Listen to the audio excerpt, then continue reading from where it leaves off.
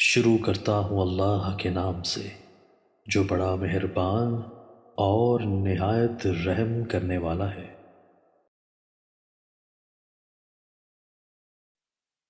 حضرت عبداللہ بن مسعود رضی اللہ تعالیٰ عنہ نے بیان کیا، رسول صلی اللہ علیہ وآلہ وسلم نے فرمایا، جس نے کسی مسلمان کا مال جھوٹی قسم کھا کر مار لیا تو وہ اللہ سے اس حال میں ملے گا کہ وہ اس پر غضبناک ہوگا۔ عبداللہ بن مسعود رضی اللہ تعالیٰ عنہ نے کہا کہ پھر نبی کریم صلی اللہ علیہ وآلہ وسلم نے تصدیقاً قرآن مجید کی اس آیت کی تلاوت کی، جس کا ترجمہ ہے، بلا شبہ جو لوگ اللہ کے عہد اور اس کی قسموں کو تھوڑی پونجی کے بدلے بیچتے ہیں،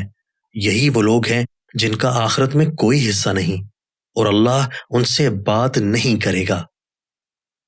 رسول اللہ صلی اللہ علیہ وآلہ وسلم نے فرمایا، ایک شخص نے جس نے بنی اسرائیل میں سے کوئی نیک کام کبھی نہیں کیا تھا،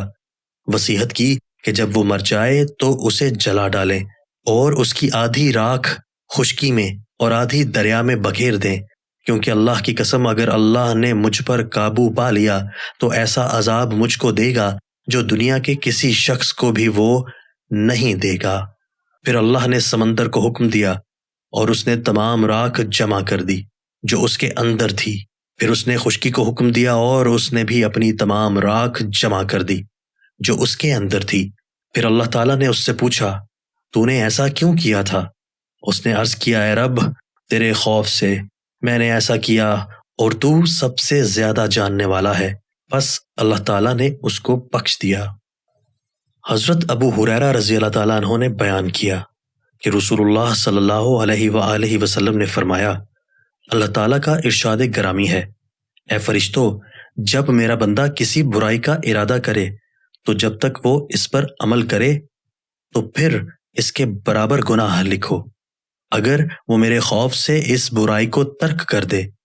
تو اس کے لیے ایک نیکی لکھو، اور اگر کوئی بندہ نیکی کرنا چاہے تو اس کے لیے ارادے ہی پر ایک نیکی لکھ دو، اور اگر اس پر عمل کر لے تو 10 گناہ سے 700 گناہ تک نیکی لکھو۔